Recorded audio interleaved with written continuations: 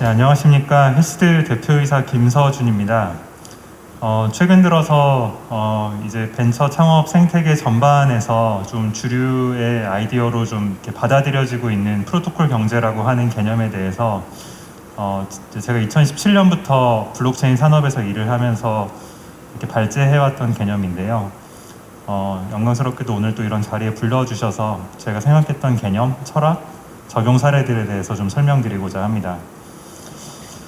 지금 보고 계시는 그림은 많이 익숙하신 그림일 거예요. 한국에서도 많은 사람들이 사랑하는 그 화가인 장 프랑스와 밀레의 이삭 줍는 여인들이라고 하는 이 그림은 얼핏 보기에는 굉장히 따뜻한 농촌 마을의 풍경처럼 보이지만 사실 그림이 나온 당시에는 굉장히 프로파간다적인 선동적인 그림이다라는 평가가 잇따랐습니다. 이 그림에서 이삭을 줍고 있는 여인들의 모습은 사실 추수가 끝난 이후에 이 이삭을 주워서 집에 가져가야만 그것으로 생계를 유지할 수 있었던 굉장히 힘들게 살던 소작농들의 힘든 삶을 그린 그런 그림입니다.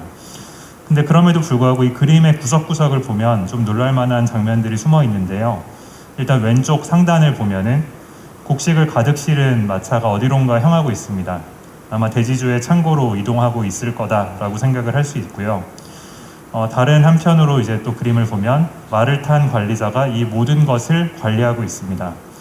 이게 불과 200년 전에 그려진 그림이기 때문에 이 당시만 해도 경제 구조가 굉장히 불합리하게 대지주가 모든 이익을 가져가고 소작농들은 겨우겨우 먹을 수 있는 정도의 삶을 살았구나 생각하시겠지만 사실 현대사회를 유지하고 있는 주주자본주의 그리고 주식회사가 동작하는 방식도 크게 다르지 않습니다. 노동자들은 대부분 겨우겨우 먹고 살고 생활을 유지할 정도의 돈만 버는 반면에 이 회사의 주주들, 이해관계자들은 또 많은 돈을 벌어가고 있는 게 현실이고요. 이런 것들 때문에 많은 사회적 갈등이 지금도 끊이지 않고 있습니다. 이 주식회사가 동작하는 모델을 보면 왜 필연적으로 노조 갈등이 발생하는지에 대해서 볼 수 있습니다. 회사의 모든 가치는 직원들, 노동자들이 만들어내는데요. 이렇게 직원들이 만들어낸 모든 가치는 크게 이제 회사로 올라간 다음에 두 가지 영역으로 쪼개져서 이익이 분배됩니다. 하나는 직원들에게 가는 월급을 포함한 비용적인 목적으로 나가는 돈이고요. 여기서 남는 모든 돈은 이제 영업이익이나 미래가치에 투자할 수 있는 돈이 돼서 결국은 주주들에게 향하게 됩니다. 그렇기 때문에 필연적으로 저희도 여기 있는 많은 분들도 아마 주식 투자를 하실 텐데요. 주식 투자를 하실 때 다 영업이익 추이를 보지 않습니까? 많은 영업이익을 내는 회사들이 좋은 회사다라고 생각하는 그런 합의를 누구나 가지고 있고요. 영업이익을 많이 내기 위해서는 가치를 만들어낸 직원들에게 적은 돈을 돌려줘야 된다라는 이해관계 불일치가 생기는 거죠. 이 이해관계 불일치를 끊을 수 있었던 현대의 실리콘밸리의 마법을 만들어낸 제도가 저는 스탁옵션 제도라고 생각을 합니다. 스탁옵션 제도 덕분에 뛰어난 개발자나 사업 개발하는 사람들도 일부 회사의 주식을 가질 수 있었고요. 그걸 통해서 회사가 크게 상장할 때 100억 이상의 돈을 버는 그런 부자들도 미국에서 많이 등장하게 됐는데요. 그런데 문제는 이런 직원들 중에서도 또 소수의 사람들이 스탁옵션으로 연결되는 정도의 이런 경제 구조, 나아가서 이 직원도 아닌 이 생태계에 참여하는 플랫폼에 참여하고 있는 노동자들은 그럼 어떻게 해야 이 주주들처럼 플랫폼이 거대하게 성장하면서 돈을 벌 때 이익을 공유할 수 있는 환경을 만들 수 있는가, 이런 논의들이 지금까지 많이 진행되어 왔고요. 사실 주식회사라고 하는 개념은 또 마찬가지로 불과 400년 전에 네덜란드가 식민무역 시대에 개발해낸 개념입니다. 발명해낸 굉장히 신생 개념이라고 볼 수 있고요.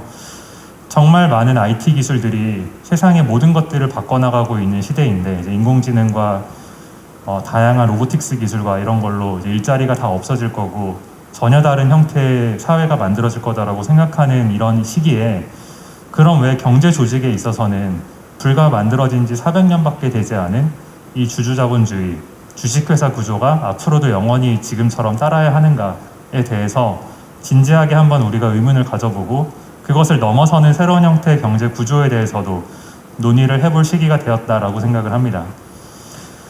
이 주식회사 전부터 존재했던 강력했던 경제 조직 중에 하나가 협동조합의 개념인데요. 협동조합은 투자자 혹은 주주라는 개념이 없습니다. 각자가 일을 할 수 있는 사람들이 함께 모여서 더욱 큰 시너지를 만들어내고요. 여기에서 각자 기여한 만큼 더 시너지를 크게 만든 분량에서 기여분 만큼 자기 몫을 가져가는 게 협동조합의 모습인데, 협동조합이 지금 그 주식회사의 경쟁 논리에 밀려서 시골을 가야만 찾아볼 수 있는 이유는 결국은 이 투명하게 누가 얼만큼 기여했는지 측정이 안 됐기 때문에 마치 구호가 굉장히 좋았던 공산주의가 실제로 쪼그라들었던 이유와 비슷하게 쇠퇴하지 않았나라고 생각을 합니다. 그래서 블록체인 기반의 프로토콜 경제가 만들어가는 비전 중에 하나는 이런 협동조합의 모습을 디지털 인프라를 통해서 훨씬 더 효율적으로, 어떤 의미에서는 주식회사보다도 더 효율적으로 동작하는 조직으로 만들어낼 수 있다라는 그 지점인 것 같습니다. 일단 프로토콜이라는 단어의 정의를 다시 살펴보면 규칙, 규범 이런 뜻으로 해석을 할 수 있습니다. 한국에서는 원래 잘 쓰지 않던 단어라서 좀 익숙하지 않으시게 들리시는 분들도 계실 텐데요. 어려운 단어는 아닙니다. 반드시 지켜야 하는 규칙, 그것이 바로 프로토콜인데요. 예를 들면은 외교 행사에서 미국의 대통령이 방문했다. 그럼 프로토콜에 기반해서 항상 어떤 접대를 하게 되죠. 아니면 또 과학적인 연구를 할 때, 컴퓨터로 실험을 하거나 프로그램을 짤 때 이런 활동들에서도 항상 정해진 규칙에 의해서 실험을 하고 동일한 결과물이 나와야 되기 때문에 프로토콜을 기반으로 어떤 실험과 프로그램을 짜야만 하는 그런 환경에 이제 공학자들과 엔지니어들은 굉장히 익숙합니다. 우리가 사용하고 있는 인터넷도 기반 기술로서는 프로토콜에 기반을 하고 있습니다. TCP/IP, 월드와이드웹 같은 기반 기술 때문에 그 프로토콜을 기반으로 많은 인터넷의 참여자들이 통신을 하기 때문에 인터넷 산업이 만들어진 건데요. 근데 이게 비즈니스가 일어나고 있는 조직 환경, 어플리케이션 사이드에서는 그다지 프로토콜화되어 있지 않고 거기에서 많은 사회적 갈등이 생기고 있습니다. 예를 들어서 정말 많은 회사의 직원들은 불만이 많습니다. 아마 회식 자리나 술자리에서 이런 불만을 잘 토로할 겁니다. 내가 회사를 위해 기여한 만큼 평가를 받지 않는 것 같다.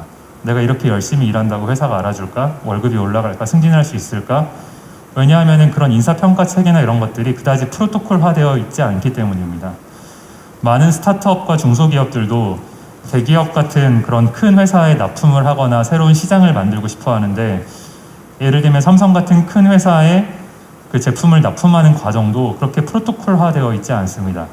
그냥 우연히 어떤 사람이 알아가지고 날 도와주거나 인맥이 좀 생기거나 우연한 어떤 계기가 있거나 그런 것들이 사실 비즈니스와 비즈니스가 일어나는 관계에서도 많이 작용을 하지, 정말 최고의 제품만 가지고 있다고 해서 공정하고 투명한 채널로 어떤 계약이 일어나는 건 사실 비즈니스에서 많은 사람들이 기대하지 않습니다. 정치 시스템도 마찬가지고요. 정치야말로 가장 프로토콜화 되어 있지 않다, 이렇게 느끼시는 분들이 많을 겁니다. 많은 정치인들이 구호처럼 투명하고 공정한 경제를 만들겠습니다라고 말하지만 사실 그 투명하고 공정한 경제는 그 집권자의 선한 의지에 기대하는 시스템입니다. 제가 여기서 프로토콜을 강조하는 이유는 마치 컴퓨터 프로그램이 작성자의 의지에 따라서 코드가 마음대로 한번 작성된 코드는 바뀌지 않는 것처럼 시스템 자체를 공정하게 돌아갈 수 있는 중립적인 어떤 규칙에 의해서 만들어 놨기 때문에 모든 생태계의 참여자들이 그 중립적인 규칙을 믿고 공정하게 참여하고 기대한 만큼 보상을 받을 수 있는 시스템, 거기서 돌아가는 경제, 그것이 바로 프로토콜 경제고, 지금 중앙화되어 있는 플랫폼 회사에서 플랫폼의 운영자들이 자기 마음대로 규칙을 바꾸거나 알고리즘을 바꾸거나 가격을 바꾸거나 이런 활동들 대비 더 발전된 형태의 미래 조직을 만들 수 있는 기반이 된다라는 이야기입니다. 여기에서 가장 선명하게 이상향을 보여주고 있는 경제 조직 중에 하나가 바로 비트코인입니다. 최근 들어서 연일 신고가를 갱신하면서 급격하게 가치가 증가하고 있고요. 몇 년 전까지만 해도 모든 국가와 큰 금융기관들이 비트코인에 대해서 나쁜 발언들을 해나갔고 비트코인을 차단하기 위한 움직임이 있었지만, 딱 현재 시점을 놓고 보면 대한민국 정부도 지금 특근법 시행령을 통해서 금융기관들도 이제 비트코인을 수탁하기 위한 다양한 제도들을 만들어가고 있고요. 미국 같은 경우는 모든 은행들이 비트코인을 수탁할 수 있는 법적인 제도가 만들어졌고, 페이팔 같은 대형 결제 사업자들까지도 다 비트코인 네트워크에 참여하기 위한 다양한 움직임들을 보여주고 있습니다. 근데 이 비트코인이라고 하는 조직이 돌아가는 모습을 보면 주식회사의 정반대 끝에 가 있습니다. 창업자가 누군지도 모르고 대표도 없고 정직원이 한 명도 없는 그야말로 프로토콜밖에 없는 조직입니다. 저도 비트코인을 채굴했던 적이 있는데 그 순간은 저도 비트코인의 운영자 중에 한 명이었고요. 어떤 조직이나 금융기관도 거기서 쌓이고 있는 모든 거래 내역이나 정보를 외부에 공개하지 않습니다. 비트코인에서는 지금까지 비트코인에 있었던 모든 트랜잭션 내역을 공개하기 때문에 그것을 보면서 비트코인이 정말 투명하고 공정하게 운영되고 있다는 것을 누구나 믿을 수 있습니다. 그 에너지로 비트코인이 점점 더 거대하게 네트워크를 만들어가고 있는 거고요. 그 다음에 비트코인이라고 하는 이건 기술적 기반의 이제 프로토콜 기반으로 비트코인이라고 하는 디지털 자산이 하나의 지갑에서 하나의 지갑으로 무조건 무신뢰적으로, 그러니까 신뢰에 대한 걱정 없이 움직일 수 있다는 게 보장되기 때문에 그 과정에서 금융기관 혹은 제3자의 개입 없이 직접 자산을 이동시킬 수 있다는 것도 큰 특징입니다. 예를 들어서 미국에 송금을 하거나 할 때 굉장히 많은 신고 프로세스와 그다음에 비싼 수수료 이런 것들을 감내하고 긴 시간 동안에 걸쳐서 해외 송금이 일어나는데 지구 정반대편에 있는 사람에게 비트코인을 보낼 때도 불과 한 30초면 비트코인이 가버립니다. 근데 이게 비트코인뿐만이 아니라 마찬가지로 프로토콜 기반의 인프라에서 발행되고 유통되는 수많은 스테이블 코인들, 그러니까 달러에 패깅되어 있는 그런 디지털 달러 같은 자산들도 마찬가지로 금융기관을 거치지 않고 지구 반대편이건 혹은 옆에 있는 가게건 어디든지 금융기관의 도움 없이 디지털 자산을 전송할 수 있는 네트워크가 열렸다라는 게 굉장히 큰 특징입니다. 그래서 결제 사업자를 비롯한 은행, 여러 가지 금융 사업자의 지금 현재 상황은 마치 카카오톡이 등장하기 직전에 통신사들의 문자 사업부 상황이랑 굉장히 비슷하다라고 좀 과격하게 비유를 할 수 있습니다. 카카오톡이 등장하기 전까지 모든 문자 데이터는 통신사 3사의 폐쇄적인 네트워크 안에서만 움직일 수 있었고요. 우리가 잘 아는 것처럼 문자 하나를 보낼 때는 건당 한 20원에서 3, 40원, 사진을 보낼 때는 100원, MMS 메시지라고 해서 긴 메시지를 보낼 때는 몇백 원씩의 돈을 그 통신사의 폐쇄적인 망에 과금을 해야지만 데이터를 이동시킬 수 있었던 게 과거에 불과 10년 전까지의 통신 네트워크 생태계입니다. 근데 인터넷이라고 하는 개방형 네트워크가 등장하면서 누구나 데이터를 무료로 보낼 수 있는 그런 환경이 만들어졌고요. 여기서 자유롭지 못했던 게 금융 데이터입니다.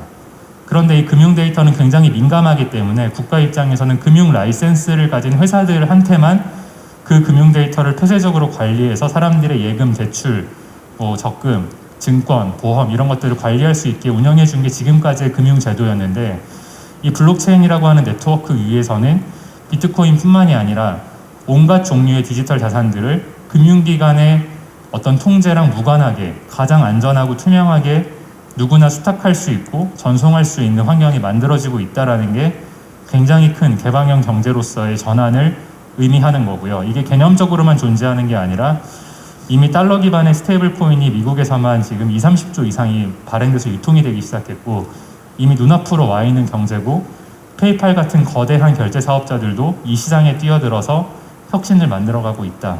이런 상황이라고 설명드릴 수 있을 것 같습니다. 네, 마지막으로 비트코인에서는 객관적으로 공정한 보상이 이루어지고요. 비트코인에서 채굴을 내가 많이 했는데 비트코인이 덜 입금됐다. 이런 불만이 있을 수가 없습니다. 수학적으로 투명하게 보상이 지급되기 때문이고요. 또한 비트코인 네트워크에서 활동을 하면 달러로 월급을 주는 게 아니라 비트코인 자체로 마치 스톡옵션을 주듯이 그 네트워크의 주식으로 보상을 하기 때문에 초기부터 비트코인을 채굴하던 사람들은 지금 굉장히 큰 부자가 됐습니다. 그래서 비트코인과 이더리움은 프로토콜 경제를 기반으로 성장하는 개방형 협동조합의 모습을 그대로 띠고 있습니다. 비트코인과 이더리움의 창시자들 또한 이 네트워크에서 가만히 앉아서 수수료의 몇 %씩을 먹지 않습니다. 그들조차도 채굴자로 참여하지 않으면 트랜잭션 피를 먹지 않을 정도로 극단적인 프로토콜 경제의 모습을 추구하고 있기 때문에 지금의 비트코인과 이더리움 생태계가 만들어졌다라고 생각을 합니다. 그래서 이 프로토콜 기반 네트워크에서는 주주와 노동자와 커뮤니티의 구분이 없습니다. 다 같이 하나의 커뮤니티가 돼서 내가 기여한 만큼 그 순간 발생시킨 부가가치에 대해서 공정하게 나눠받는 그런 모습이 가능하고요. 그래서 전통적인 주식회사 모델과 프로토콜 기반의 네트워크의 경제 모델을 대비하면은 굉장히 선명한 차이점을 보이는데, 여기서 이제 오늘 제가 드리고 싶은 이야기가 왼쪽이 잘못됐고 모든 조직의 형태가 오른쪽으로 가야 된다라고 말하는 것은 아닙니다.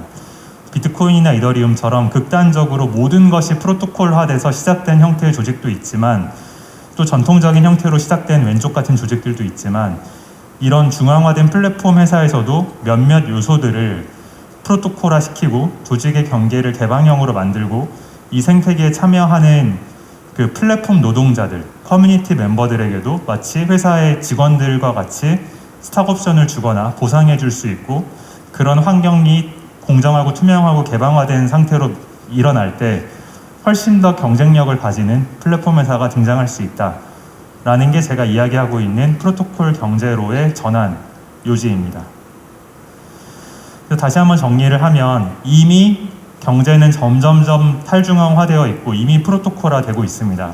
과거에는 하나의 회사에서 모든 비즈니스를 다 처리하던 회사가 가장 강력하던 시기가 있었습니다. 생산, 마케팅, 전략, 유통, 세일즈, 광고 이런 것들을 하나의 회사에서 다 하던 시기가 있었고요. 지금의 플랫폼, 인터넷과 함께 플랫폼 경제가 떠오르면서 가장 강력한 회사들의 비즈니스 모델을 보면, 회사는 플랫폼까지만을 만들고 여기서 참여자들이 생산과 유통을 직접 합니다. 예를 들면 아마존과 알리바바는 물건을 만들지 않고요. 유튜브와 페이스북은 컨텐츠를 만들지 않고, 우버는 택시를 가지고 있지 않고, 에어비앤비는 호텔을 가지고 있지 않지만, 이 모든 것을 직접 하고 있는 회사보다 훨씬 더 강력한 회사로 성장했고 여전히 빠르게 성장하고 있었습니다. 근데 이 플랫폼 회사들이 다양한 이유에서 최근 들어서 성장의 한계와 존재로서의 어떤 한계, 도전을 맞이하고 있는 상황인데요. 대표적으로는 거대한 수수료들 때문에 생태계 참여자들과 마찰을 겪고 있죠. 애플과 구글의 30% 모바일 생태계 수수료도 지금 많은 마찰을 겪고 있고요. 또 한편으로 여기 있는 플랫폼 회사들은 분명히 사기업인데, 일반적인 생각으로는 사기업이 기업의 정책과 과금 체계와 알고리즘을 바꾸는 건 기업의 마음대로 할 수 있어야 되는데, 플랫폼 기업들이 그런 플랫폼의 운영 정책을 마음대로 바꿨다가는 난리가 나고 생태계의 반발을 맞이하고 국가로부터 과징금을 받는 사례가 계속 발생하고 있습니다. 예를 들어서 네이버도 그 뉴스 노출 알고리즘을 바꿨다가 공정위원회한테 벌금을 받은 일이 있었고요. 배달의 민족 같은 플랫폼 회사도 수수료 체계를 바꿨다가 굉장히 큰 반발에 부딪혔던 그런 기억이 있습니다. 결국 이런 플랫폼은 좋든 싫든 공공재로서 받아들여지는 사회적 성격이 굉장히 강해졌고요. 그런 경우에 결국은 기업이 자체적으로만 의사결정을 하는 게 아니라 플랫폼의 참여자들과 함께 개방화된 환경에서 의사결정을 해나가는 새로운 형태의 거버넌스를 개방하지 않으면 더 이상의 혁신과 성장이 어려워지는 그런 지점에 도달했다라고 설명할 수 있을 것 같습니다. 다른 한편으로는 우버나 에어비앤비 같은 공유경제를 하는 회사들이 이 플랫폼에 참여하는 노동자들에게 업사이드가 있는 주식들을 나눠주지 못했기 때문에 여전히 우버에서 10년 동안 일했던 드라이버들도 가난한 게 말이 되냐, 이런 문제들을 어떻게 바꿀 수 있을까, 그런 문제들이 계속 지속이 되고 있고요. 제가 지금까지 말씀드렸던 많은 문제점들을 각자 다른 방식으로 현명하게 풀어내면서도 고속 성장하고 있는 다양한 사례를 블록체인 기반의 프로토콜 경제 네트워크 조직들은 청사진을 보이고 있고요. 그런 것들을 적절하게 흡수하면서 전통적인 그 플랫폼, 중앙화된 플랫폼 회사들도 프로토콜 경제 조직으로서의 전환을 해낼 수 있다라고 생각을 합니다. 이미 커뮤니티의 그 기여자들에게 주식을 배분하기 위한 움직임은 2018년 9월부터 있었습니다. 2018년 9월에 동일하게 우버와 에어비앤비가 SEC한테 플랫폼 노동자들에게 주식을 줄 수 있게 해달라는 서한을 미국의 증권거래위원회에게 요청을 했고요. 플랫폼 노동자는 직원이 아니기 때문에 주식을 함부로 나눠주면 증여가 돼서 많은 세금이 나갑니다. 그래서 그걸 요청을 했었는데, 드디어 지난달이죠. 2020년 11월부터 미국의 증권거래위원회가 테크 회사의 플랫폼 노동자들에게 연봉의 15%까지를 주식으로 대신 줄 수 있게 그런 가이드라인을 만들어 줬습니다. 근데 이 경우에 이 주식을 전통적인 형태의 종이 주식으로 주는 건 당연히 불가능합니다.